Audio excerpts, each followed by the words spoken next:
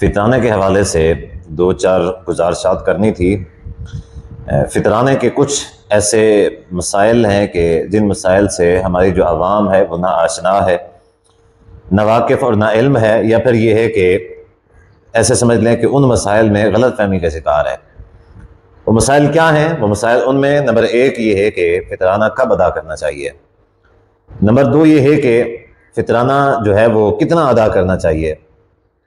Number تین فطرانے کے حوالے سے کہ یعنی رقم دینی چاہیے، یا پھر یہ ہے کہ وہ جو جنس ہوتی ہے وہ جنس دینی چاہیے فطرانے کے حوالے سے۔ کہ تین سمجھنے والی باتیں ہیں۔ سب سے پہلے تو یہ ہے کہ فطرانہ جو ہے وہ کب ادا کرنا چاہیے، بلکہ اس سے پہلے بھی ہم یہ بتانا چاہتے ہیں کہ فطرانہ ادا کرنا کیوں چاہیے، اس کی وجہ کیا ہے، اس کی حکمت کیا ہے، اس کا فائدہ کیا ہے۔ حدیث میں ہے کہ نبی صلی اللہ علیہ وسلم نے فرمایا ہے کہ یہ جو فطرانہ ہے طہرۃ للصائم من اللغو والرفث وطعمۃ للمساکین۔ نبی اسلام نے فرمایا جو فطرانہ ہے اس کو فرض اس وجہ سے کیا گیا ہے کہ روزے دار جو ہے وہ جب روزے رکھ لیتا ہے، اس کے مہینے کے رمضان کے جو روزے ہیں وہ کمپلیٹ ہو جاتے ہیں، تو اس کے بعد اس کے روزوں کے اندر جو کمیاں رہ گئی تھیں، جو کوتاہیاں، جو لغو اور رفث، جو وہ کام کر بیٹھا تھا، یعنی لغو اور رفث ایسے کام ہوتے ہیں جو چھوٹے موٹے ہوتے ہیں، ٹھیک ہے، چھوٹی چھوٹی غلطیاں ہیں، چھوٹی چھوٹی کمیاں اس کے روزے کے اندر جو رہ گئی تھیں، تو وہ کمیاں فطرانہ ادا کرنے کی وجہ سے اللہ تبارک و تعالیٰ پوری فرما دے گا۔ دوسری ہے طعمۃ للمساکین، جو کہ روزوں کے بعد عید ہوتی ہے، اور عید میں جو غربا اور مستحقین ہوتے ہیں ان کے پاس، جن کے پاس عید کے لیے اچھا کھانا نہیں ہوتا، تو یہی ہے کہ لوگ روزوں کی کمی، اللہ تبارک و تعالیٰ روزوں کی کمی کی وجہ سے، کمی کوتاہی کو دور کرنے کے لیے وہ فطرانہ ادا کریں گے، تو اللہ ان کی کمی و کوتاہی کو دور کر دے گا، اور اس کے بدلے میں اللہ تبارک و تعالیٰ غربا، مساکین و مستحقین جو ہیں ان کی کھانے کا انتظام کر دے گا۔ تو شریعت نے اس ایک چیز سے دونوں جو بڑے فوائد ہیں ان کو ملحوظ خاطر رکھا ہے۔ تو فطرانہ جو ہے اس کی وجہ کیا ہے؟ ایک یہ ہے کہ جو لغو و رفث کام کوئی بھی شخص روزے کی حالت میں کر بیٹھتا ہے تو اللہ تبارک و تعالیٰ اس سے جو ہے نا اس کو معاف کر دے گا، روزے کی کمی کوتاہیاں دور کر دے گا۔ دوسرا یہی ہے کہ مساکین اور جو غربا ہیں ان کے عید کا جو کھانا ہے اس کا انتظام اور اہتمام کرنا ہے۔ مسئلہ یہ ہے کہ یہ جو فطرانہ ہے یہ کب ادا کرنا چاہیے، اس سے اختلاف ہے۔ سوشل میڈیا کے اوپر یہ جو ٹرسٹیز ہیں، یہ جو کئی سارے اس طرح کے چیریٹیز سینٹر بنے ہوئے ہیں، یا اس طرح کے جو ہے نا خیراتی ادارے، یہ خیراتی ادارے جب سے رمضان شروع ہوتا ہے نا عوام کو بس فطرانے کی تلقین دلانا شروع کر دیتے ہیں کہ بھائی فطرانہ دے دو، فطرانہ دے دو، فطرانہ مانگنا شروع ہو جاتے ہیں کہ اب غربا مستحقین تک آپ کا جو فطرانہ ہے وہ پہل پہنچ جائے، تاکہ وہ جو ہے نا عید کی تیاریاں کر لیں، پہلے سے عید کی تیاریاں کر لیں۔ تو دیکھیں سمجھنے والی بات یہ ہے کہ چونکہ حدیث کے اندر یہ بتایا گیا ہے کہ روزوں کی کمیاں کوتاہیاں دور کرنے کے لیے، تو ظاہر ہے جب بندہ روزہ رکھ لے گا، سارے کے سارے روزے مکمل و کمپلیٹ کر لے گا، تو اسی وقت ہی فطرانہ ادا کرنا پڑے گا۔ اب جب کسی نے روزہ مکمل ہوئے ہی نہیں، یا ایک دو روزے رکھے ہیں، چند ایک روزے رکھے ہیں، اب فطرانہ دے رہا ہے، تو گویا کہ یہ ہے کہ وہ جب اس کی کمیاں کوتاہیاں ابھی تک آئی نہیں ہے، فطرانہ کس چیز کا دے رہا ہے؟ جب کمیاں کوتاہیاں آئیں گی تبھی وہ دے گا۔ دوسری بات یہ ہے کہ مساکین کے کھانے کا انتظام کرنا ہے فطرانہ اس وجہ سے، نہ کہ ان کی جو شاپنگ ہے یا ان کے بڑے انتظام جو انتظام ہیں ان کو کرنے کے لیے جو فطرانہ فرض کیا گیا، بلکہ ان کے کھانے کا انتظام کرنے کے لیے کیا گیا ہے۔ تو حدیث میں یہاں تک آتا ہے کہ نبی صلی اللہ علیہ وسلم کے فرمایا کہ عید کا چاند نظر آنے سے نماز عید ادا کرنے تک، یعنی عید جو ہے نا، یعنی عیدگاہ کے جانے سے پہلے تک یہ جو مسنون وقت ہے، کفارہ ادا کرنے کا یہ مسنون وقت ہے۔ اب مسئلہ یہ ہے کہ اس سے پہلے دیا جا سکتا ہے یا نہیں دیا جا سکتا، یا اگر دیا جا سکتا ہے تو اس سے پہلے کتنے دن پہلے تک دیا جا سکتا ہے، یہ دیکھنے کی ضرورت ہے۔ لیکن اس حوالے سے یہی ہے کہ ایک مہینہ، 15 دن، ہفتہ پہلے بالکل نہیں دیا جا سکتا، ٹھیک ہے، ایسا بالکل بھی ناجائز ہے، یا عید کے بعد بھی نہیں دیا جا سکتا، ایسا بالکل بھی ناجائز ہے، ٹھیک ہے۔ وہ جو فریضہ ہے یہ فریضہ ادا نہیں ہوگا بلکہ عام صدقہ ہوگا۔ جبکہ عید سے ایک دو دن پہلے، ایک دو دن یا 3 دن پہلے صحابہ یا سلف صالحین سے یہ جو فطرانہ ہے ادا کرنا ثابت ہے۔ وہ ادا کرنا کیوں ثابت ہے اور ادا کیا جا سکتا ہے؟ 1 دن، 2 دن یا زیادہ سے زیادہ 3 دن تک ادا کیا جا سکتا ہے، سلف صالحین سے اس چیز کا ثبوت ملتا ہے۔ اس کی وجہ کیا ہے؟ اس کی وجہ یہ ہے کہ کئی سارے ایسے ادارے ہوتے ہیں، کئی ساری ایسی کمیٹیاں ہوتی ہیں جو فطرانے ادا کرنے والے ہوتے ہیں۔ ظاہر ہے کہ وہ ادا کریں گے، وہ وصول کریں گے، وصول کرنے کے اوپر ان کو ٹائم لگے گا، ٹھیک ہے، وہ جب جمع ہو جائے گا تبھی وہ اس کا یعنی ایک ٹائم لگے گا پھر اس کو تقسیم کرنے پہ، تو ظاہر ہے کہ اس وجہ سے یہ ہے کہ سلف صالحین سے 2 دن یا 3 دن پہلے اس چیز کا ثبوت ملتا ہے کہ وہ انہوں نے دیا ہے۔ تو یہی ہے کہ اگر کوئی بھی شخص کسی مسکین کو ڈائریکٹ دینا چاہتا ہے یا کسی کمیونٹی سینٹر کو، کسی خیراتی ادارے کو انڈائریکٹ دینا چاہتا ہے، تو اس کا طریقہ یہی ہے کہ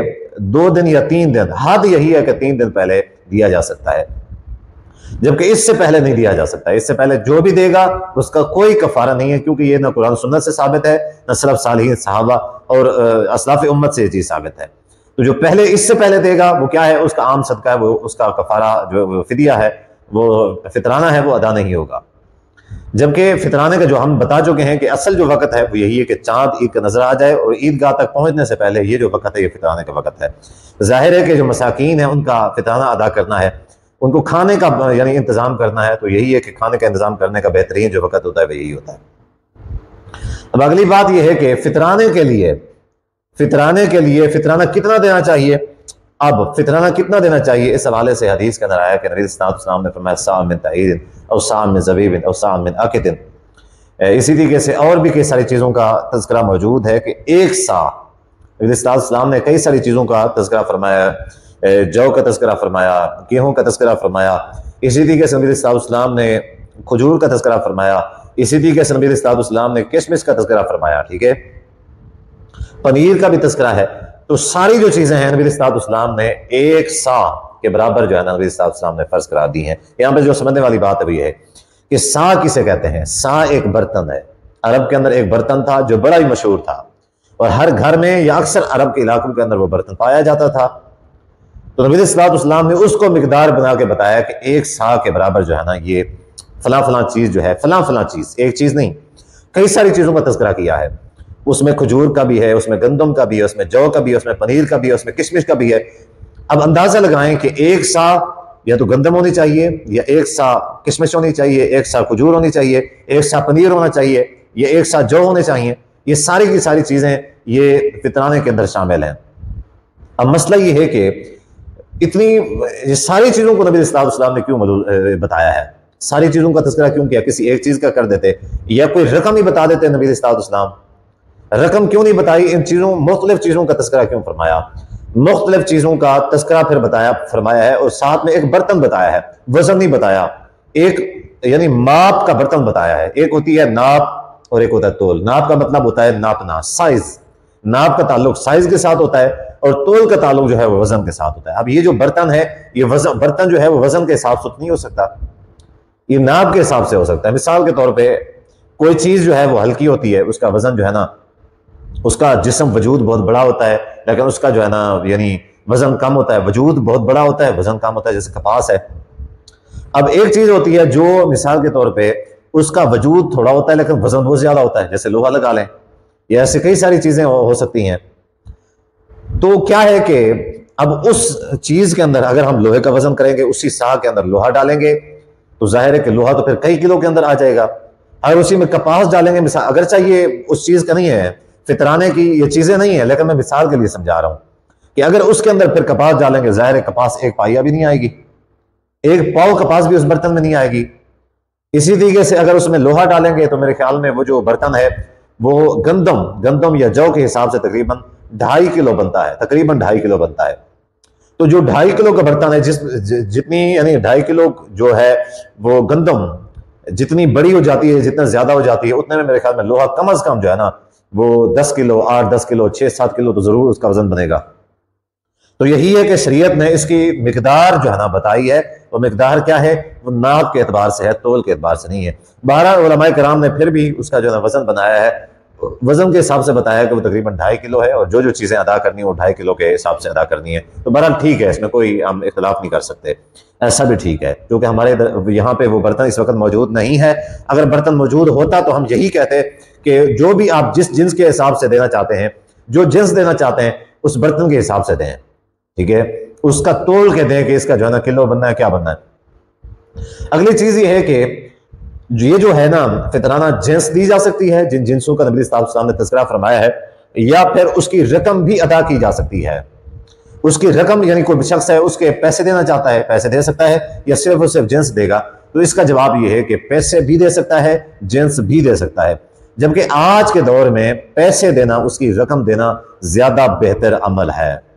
زیادہ بہتر عمل ہے، ایسا کیا جائے تو یہی بہتر ہے۔ اس کی وجہ کیا ہے؟ ایک مولوی صاحب سے میں سن رہا تھا، وہ کہتے تھے بھی ایسا کرنا جائز نہیں ہے، نبی صلی اللہ علیہ وسلم نے جنسوں کا تذکرہ کیا ہے تو جنسیں ہی دینی چاہیے، ایسے فطرانہ ادا نہیں ہوگا۔ بھائی دین کو سمجھنے کی ضرورت ہے۔ وہ جو پرانا زمانہ تھا، اس زمانے میں ظاہر ہے کہ لوگوں کی خوراک یہی ہوا کرتی تھی، لوگوں کو کھانا نہیں ملتا تھا۔ اب عید کے دن جو کھانا کھاتے تھے، کوئی یعنی کھجور کھاتا تھا، جو جو کی روٹیاں بنا کے کھاتا تھا، کوئی گندم کی روٹیاں بنا کے کھاتا تھا، کوئی کشمش کھاتا تھا، ٹھیک ہے، اور کوئی پنیر کھاتا تھا، کوئی کھجور کھاتا تھا، ان کی خوراک کی ڈائریکٹ یہی تھی، جبکہ آج کے زمانے میں یہ خوراک نہیں ہے، ٹھیک ہے۔ اب گندم خوراک ہے، بالکل ہمارے یہاں پہ گندم خوراک ہے، لیکن یہ ہے کہ جو مستحق ہیں عام طور پہ ان کے پاس اتنی گندم موجود ہوتی ہے کہ اس سے وہ کر لیں۔ اب جن کے پاس گندم موجود ہے وہ اس سے روٹی بنا سکتے ہیں، لیکن وہ سب سے زیادہ غریب وہی ہیں، ان کو فطرانہ دیا جاتا ہے، تو اگر ان کو اور گندم دی جائے گی تو عید کے اوپر ان کو کوئی فائدہ نہیں ہوگا۔ عید کے اوپر ان کو کھانا تو ان کے پاس پہلے سے تھا گندم کا، تو اگر کسی نے گندم دے دی ان کو کیا فائدہ ہو جائے گا؟ کوئی بھی فائدہ نہیں ہوگا۔ تو یہی ان کو پیسے دیے جائیں گے، ہو سکتا ہے وہ سالن کا انتظام کریں، ہو سکتا ہے ان پیسوں کے ساتھ وہ گوشت لے دیں، ہو سکتا ہے ان پیسوں کے ساتھ وہ جو ہے نا ان کے پاس ہے روٹی سالن ہے ان کے پاس، تو وہ کھانے کا کوئی دوسرا انتظام کر لیں، کوئی اور اچھی چیز ساتھ میں بنا لیں، اچھی بات ہے۔ تو یہی ایک علماء کرام رحمتیان نے یہی فتویٰ دیا ہے کہ آج کے دور میں کرنسی، پیسے دینا، نقد رقم دینا، یہ زیادہ بہتر عمل ہے۔ اور یہ جو عمل ہے یہ صحابہ تابعین سے بھی ثابت ہے، یہ عمل صحابہ تابعین سے بھی ثابت ہے، اور یہ جو عمل ہے یہ دینا چاہیے، ٹھیک ہے، یہ ایسے ہی ادا کرنا چاہیے۔ اللہ تبارک و تعالیٰ سے دعا ہے کہ اللہ سمجھنے کی اور حق کو عمل کرنے کی توفیق عطا فرمائے۔